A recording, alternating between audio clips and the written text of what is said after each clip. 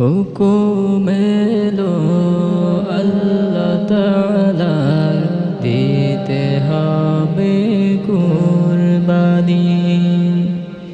ইব্রাহিমের মতো করে আঁকড়ে ধরো নূরবানি।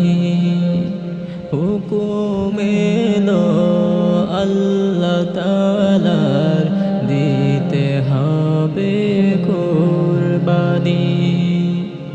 ইব্রাহিমের মতো